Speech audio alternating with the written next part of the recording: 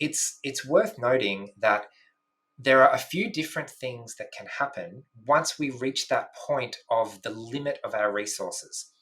One common thing that happens is we shut down completely. The pain is too much, so I'm not going to feel it anymore. The sound is too much, so I'm not going to hear it anymore. The homework is too much, so I'm not going to do any of it anymore. And this is where we get some of that really black and white behavior and attitudes. Can I do all of it, or should I do none of it? And especially when we're talking about depression and engaging with the world and finding nice things that we like to do, one of the common symptoms of depression is not enjoying life, not being connected to life, not liking to do the things that I used to love doing, because everything just feels bland and boring now. And one of the reasons for that is because things were too painful, so I turned off my senses, consciously or unconsciously, and now I don't feel anything. I've numbed myself so that now I don't feel anything. And that might be better than feeling a lot of pain, but it also stops me from feeling the joy and from empathizing and connecting with others as well. So recognizing that shutdown and overwhelm are kind of two sides of the same coin. And what we're aiming for is to have that middle ground where we can start to rekindle that desire for life, to stop the numbing so that I can engage with the world, and I know the world is not going to be too much, and I know I don't need to tune it all out because I'm going to be able to cope with it. And Paul has described so well what is very, very different about a meltdown to tantrum behaviour. So when a meltdown occurs, it's exactly as Paul said, it's shutting down. It's a whole system shutting down to simply be able to cope, because there's an inability to cope. And that's where I think one of the greatest misunderstanding and challenge occurs for parents of children on the autism spectrum, because it's often perceived that a meltdown is actually a tantrum. This is because your child hasn't been taught how to behave in social situations, or this is because your child is seeking to have their needs met or seeking to communicate that they're not happy, that they want more attention, that they don't want to participate in an activity, or they don't want to be in a particular place. And that is tantrum behaviour. Tantrum behaviour involves eye contact. It's a deliberate choice to express frustration by yelling or screaming, but there's always eye contact. There is still an awareness of wanting to send a message. Whereas when we have a meltdown, it's a system shutdown. It's an inability to cognitively, emotionally, behaviorally, sensory, be able to cope with what's going on around you. And so a meltdown isn't an act of defiance. It's not a deliberate or premeditated choice. And it requires then a lot of empathy and compassion. This is not a situation where your child needs to be disciplined. This is your child asking for help. And one of the biggest challenges parents face when a meltdown is occurring is shame and judgment. And the initial response is to want to immediately transfer that shame and to say, don't do that right here. We don't behave that way. That's not appropriate. Whereas your child is not choosing an appropriate or inappropriate action. Your child is simply not coping. So if it occurs in public, that's where you stay calm and you say, my child isn't coping, please move on. You can try and reduce sensory input, reduce noise, minimize lighting. If you've got headphones, if you've got sunglasses, if you can move your child to a quieter area away from people. You need to also reassure your child that you're here for them. They are not alone. When they are in their greatest moment of need, you're not abandoning them and you're not judging them. Allow your child time to process what has happened. Often those feelings, those little things that have been building up and building up and building up and building up have caused this explosion. And the energy has to go somewhere, and that takes time. Offer your child a drink of water. Remind them to take deep breaths. And maybe use a calming strategy or a comforting item, whatever that may be for them. But the most important thing here is to be able to, if somebody, you're hearing negative input, you're in public, you just say, I'm managing this, please move on. And that's very hard for a parent to do. But unfortunately, we can't look after our children and educate people at the same time. So do what you need to do to be able to support your child when they're melting down. Then you can identify possible triggers, and there are strategies you can put in place that can hopefully avoid the frequency and the severity of meltdowns occurring. So when we think what shuts down in a meltdown, what goes offline in a meltdown, the very simple answer is our rationality, our rational brain, the brain that thinks in words goes offline. And what we're left with is a pure emotional reaction to the situation around us. So trying to add perspective, trying to explain anything in words is often not a good strategy when once we've reached that level where things are just too much and I just can't take anything in anymore. I recently interviewed Stephen Porges, who is the creator of polyvagal theory, and his advice was, don't think about calming a child. Think about what would you do to calm a scared kitten, right? You're not going to talk to it. You're not going to say everything's okay. Or if you are, you're going to know that the words aren't the words themselves. The words are the tone of voice. The words are the body language and the physical touch and the pressure and the comfort and whatever that person feels calmed by. It's worth noting that not a hug is not always comforting. Some people react very badly to that, and their loved ones know that if they're having a meltdown, do not touch them. That makes them worse. It's also worth noting that a lot of us experience a great deal of stress and anxiety around meltdowns. And what I mean by that is, I'm having a lot of trouble here. I'm not sure I'm going to be able to hold it all together. I know that if I have a meltdown, really, really bad things are going to happen, and I'm not going to be able to control my actions, and people aren't going to understand, and I'm going to probably hurt someone, and I'm going to ruin this friendship, or I'm not going to be allowed back in this group. And all of those things add a huge amount of additional anxiety right in that critical moment when we're actually already at our limit. So the thing that we need in that situation is to know that there is a safe option that we can take. So that might be, I know I can leave the situation, I have an exit plan. Or it might be, I know that I can communicate to a trusted person and I can give my teacher the special card that I've got, and they'll know it's okay for me to leave the room. Or I know that my mum and dad is going to understand, and I can actually let go and experience and release all of these emotions. I have a friend who says that, meltdowns are fantastic. She loves her meltdowns. It's such a fantastic emotional release. Of course, the caveat is, if I'm in a safe place to allow it to happen, and I know there are not going to be any negative consequences. However, the concept of a meltdown in public is really scary because it's not a safe place and you don't know how the other people are going to react. So Shannon also mentioned shame.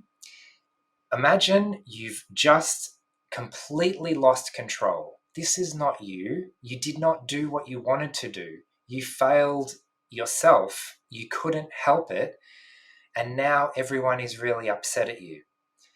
We internalize so much shame, imagining I should have done better, when actually I was already at my limit. And the reason I had a meltdown is because I was already doing absolutely everything I could, and I could not physiologically give any more than I already did. And I broke down and reached my limit.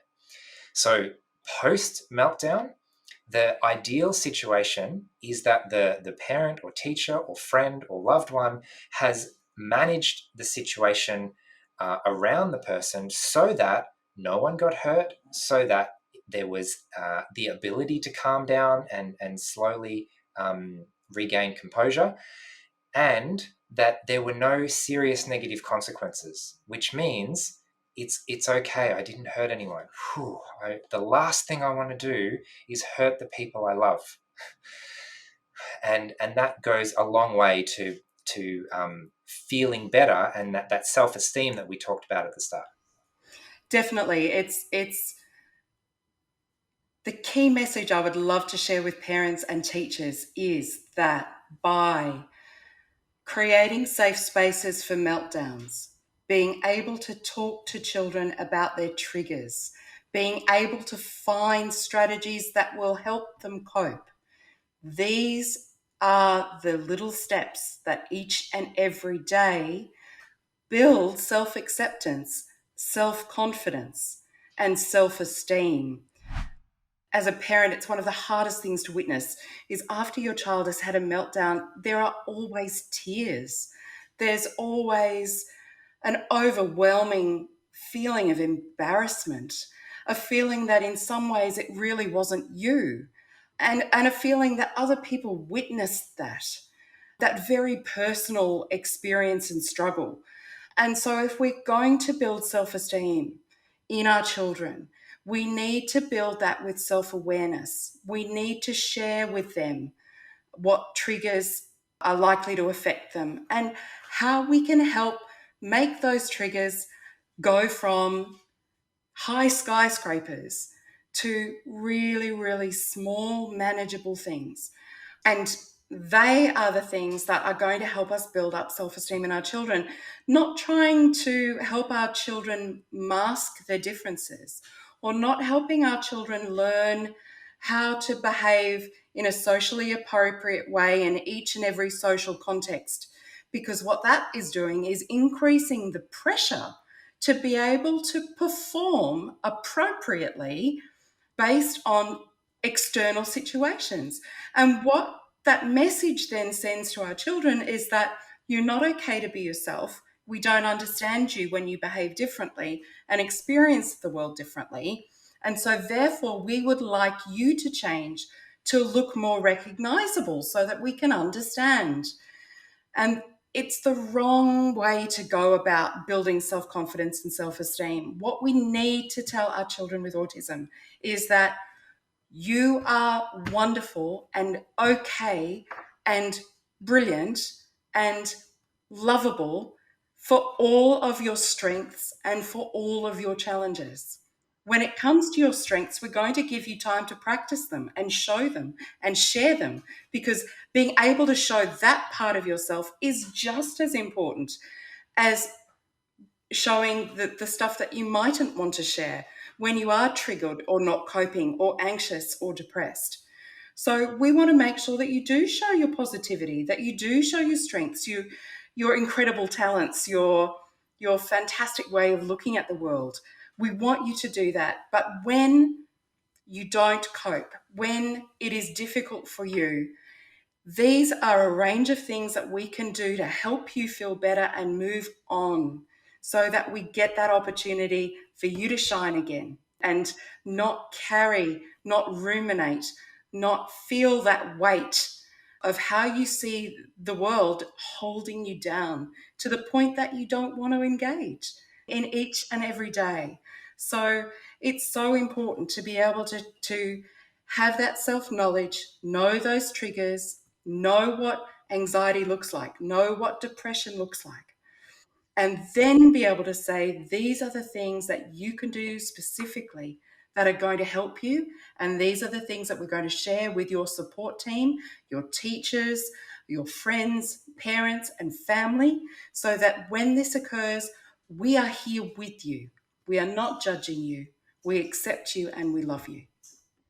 So there's a very powerful parallel message that needs to go along with all of that help, all of the coping strategies, all of the predicting meltdowns and finding anxiety triggers, and all of the things that are designed to help us to cope and to help us not actually get to our limit where we end up in a meltdown.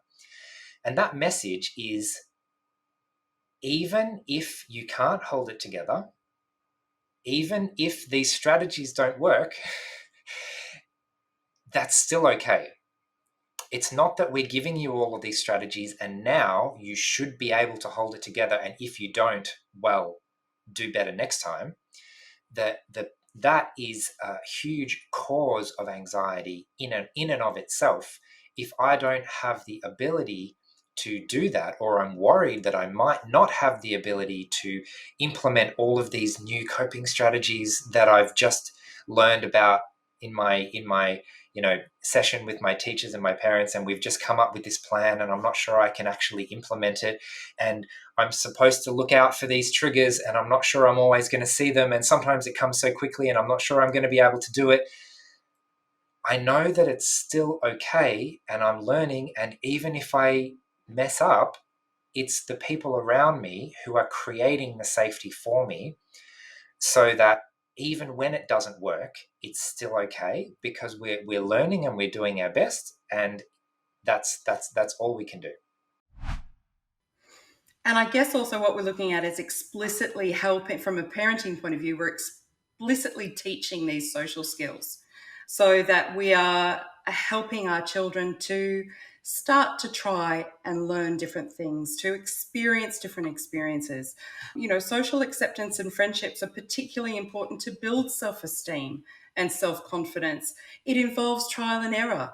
It involves many opportunities to give something a go. It involves encouraging and rewarding positive self-talk and self-reflection.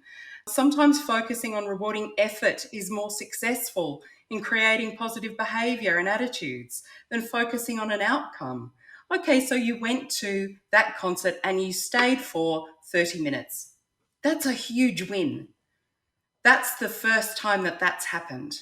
Or adapt goals to fit your child's developmental learning curve, or use chaining or laddering techniques to break down learning into smaller, manageable sized tasks and skills. So you're not saying, okay, let's go off on our first overseas trip.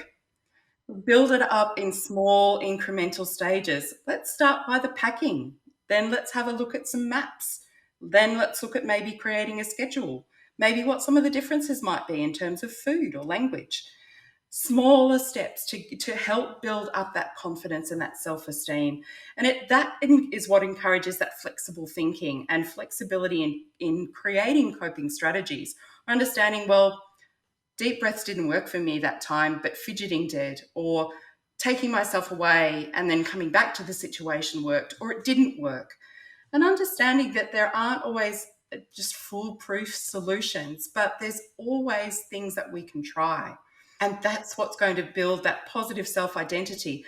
I am different. I have different strengths and different challenges, but that difference is okay. So, ironically, learning how to fail is a big part of self-esteem. It's funny, but if I've only ever experienced success in everything I do, because maybe I'm actually quite talented in a lot of areas, then it can be devastatingly scary to consider the possibility of, well, what if I don't get it right the first time? What's going to happen? So, ironically, practicing failing, practicing recognizing that it's actually not the end of the world, helps a lot. To give you a personal example, I used to be really afraid of singing in public. Maybe a lot of children experienced that in my primary school, we used to have to sing as a group all the time. And I just didn't want to have anything to do with that. And as I got older, I used a strategy of deliberately doing something that I considered embarrassing. And I knew that the reason I was doing it was, this was later when I was doing some leadership work with running some groups. The message I was sending is, it's okay to do something embarrassing. It's okay to mess up. So when I started becoming, entering into that leadership role, all of a sudden it was easier for me to make mistakes, easier for me to embarrass myself. I can remember one day on the bus, I literally fell over on the bus, swung around and face planted directly into the seat next to a passenger. I was, only my pride was injured. And by that point in my life, that was completely fine. And that was just hilarious, because I knew that no one else would think worse of me for it. And I knew, if anything, they would have thought it was hilarious. And it was a reminder that these things happen to everyone, and that it's okay to make mistakes, and that the consequences for making mistakes are usually not as big as we think they are. So that lesson in sometimes deliberately making a mistake to see what happens, the a way to ease into deliberately making mistakes is experiments and deliberately trying something that you know is not going to work, but you're going to try it, like in a scientific way, just to see what happens. It's like, you're making bread. Let's try not putting the salt in and see what happens. Let's try forgetting the yeast and see what happens. It's a mistake in a way, but at the same time, you realize the consequences of forgetting little things, and it actually takes away a lot of the stress and anxiety of, I have to make sure I keep my guard up and I'm super vigilant of everything, because if I miss the smallest thing, something unspecified and terrible is going to happen. And that's where anxiety comes from, if we let ourselves get into that mind frame of, it's up to me to constantly keep myself safe in every situation by being on my guard and not making the smallest mistake. As a parent, it's so key to be able to check in with your children and check what their self expectation is, because often that can be so unrealistic. It's, I will never experience embarrassment. I will never be ashamed. I will always have the right answer when I'm called upon. I will always be able to cope when my team doesn't win. And a lot of children have these very concrete approaches to what they expect of themselves. That is probably the first starting place for parents to have a chat to their child and say, okay, so you've got this coming up. What do you expect to have happen? And then talk about what might happen if it doesn't go to plan. And as Paul so beautifully just said, that it is unlikely that the floor will open up and swallow you whole. It is unlikely that just because you tripped over, the entire bus trip is ruined. It's understanding that there's got to be some more flexibility when it comes to these expectations, and explicitly teaching children with autism to be kind to themselves and flexible with what they expect. And so, how about we just expect that we give it a go today? That we look at trying rather than the outcome. And one of the reasons that we can be so hard on ourselves is a lack of social understanding, and we often don't realize that other people make mistakes too. So, as a child, parents are sometimes infallible, or at least an enigma or a mystery. Oh, I didn't realize you went to school too. I didn't realize that, there was that one time where I failed an exam, or there was that one time where I had a fight with my friend, or there was that one time where I felt embarrassed in class, or I wasn't invited to that birthday. Like, really? My superhero, this this perfect person has also gone through these things that I thought it was my job to avoid my entire life and make sure that I get to my grave without ever feeling embarrassment. So for me, understanding how others experience the world helped me to recognize that I was not so different from the others around me. I thought I had to change myself because I was the only one struggling with certain things. So, for example, recognizing that other teenagers were also insecure, that was a huge help to me to realize that I don't have to always be the coolest one in a group, because they're probably more worried about what I think of them than what they think of me. And so having conversations explicitly about those kind of expectations and sharing real world experience is extremely valuable. Okay, so in summary, anxiety is the mind and body's response to a perceived threat to our physical or psychological well-being. It's serious and it can affect our day-to-day lives. There are common triggers for anxiety, and they often involve social situations and uncertainty that surrounds knowing how to behave and how to react. Depression is a medical condition. It is serious, and it refers to feelings of sadness and helplessness and frustration and disinterest that don't go away or change in different environments or circumstances.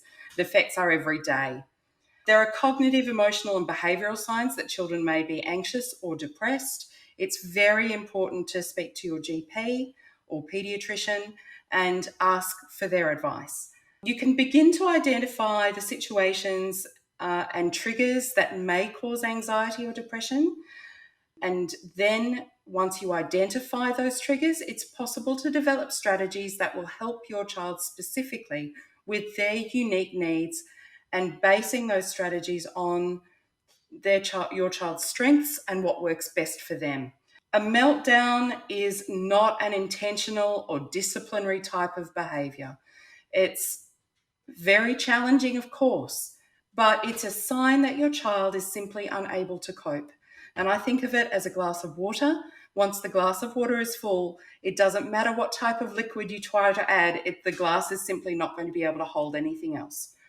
You need to be able to help your child to tip out something to be able to create space to process. And meltdowns often have common triggers as well. And once you identify them, you can help develop strategies specific to your child's needs to help reduce their frequency and intensity in the short term and in the long term. The easiest way to develop self-confidence and self-esteem in children is to focus on their strengths, their special interests, and their coping strategies, so that they learn that it's okay to be different and it's okay to face challenges, because they have unique tools that are going to help them make it through. It's also key to look at their self-expectation and to build in a little bit of forgiveness and a little bit of flexibility in what they expect of themselves, and to understand that mistakes occur to everybody. So if I had one key message regarding anxiety, it's do not underestimate it. It has a huge effect on every aspect of life. And when we understand the background stress that autistic people live through on an hour by hour, minute by minute basis, it makes a lot of our preferences and behaviors make a lot more sense. So very often we look for anxiety triggers, we look for triggers of meltdowns, and that's all well and good. We can definitely do that. But very often what we see or what we notice is only the last straw that finally broke us, finally tipped us over the edge. And while it's helpful to look for those kind of triggers, it's also helpful to look for those everyday background triggers that slowly sap our mental and emotional resources. Things like sitting still, things like dealing with background noise, things like stress at school because I want to make friends and I'm having trouble and I'm spending a lot of my emotional energy ruminating and trying to think, how am I going to do this? All of these things sap emotional energy, which means when it comes to that thing that you actually see, which is the last straw, by the time that comes around, we don't have enough resources to deal with what would otherwise be a relatively minor problem. So when helping with anxiety, when teaching emotional regulation, the best way to teach those kind of skills is by modeling. So we all get anxious. We all know what it's like. We all get frustrated. We all get angry. We all make mistakes. We all feel embarrassed. We all feel out of control and feel shame towards ourselves and our behaviors sometimes. We all feel not confident sometimes. And normalizing these things and explicitly communicating that, you know what, I've felt this too. You're not a failure of a human being because you feel embarrassed at the moment. Actually, that's a really normal thing to feel. And I felt that too. And your classmates feel that too. And everything is actually okay. These kind of messages are very important when building a sense of self-esteem. Because if I'm thinking that there's something wrong with me because I'm the only one in my class who had a meltdown, everyone else could keep it together and I couldn't, the message unconsciously that I get is there must be something wrong with me and I have to try harder to make sure that I can use all the coping strategies that we've been developing and manage my situation. And ironically, the meltdowns and shutdowns and other anxiety and depression and all of these other secondary things that occur are often a result of trying too hard. You know, they say depression is being too strong for too long, right? So it's sometimes the strongest people that eventually pay the highest price because we haven't learned to stop and rest and look after ourselves at an early stage. So when talking about self-esteem, the message that I'm okay and making mistakes is okay, and there's nothing I can do to be excluded from my school or my family or my friends because they love me unconditionally. That's a very powerful message that allows me to feel safe because I know that nothing catastrophically bad is going to happen. And when we're talking about anxiety, it can be a perceived threat just as much as a real threat. So if I imagine that I'm going to lose all of my friends if I accidentally make a mistake, then that can be a huge source of anxiety. And the opposite message to that is the reassurance that no matter what, you can't screw this up. We're still going to love you, even if you have a meltdown in the shopping center and I get lots of dirty looks. So we might leave it there, but hopefully you've found this content valuable around anxiety and self-esteem.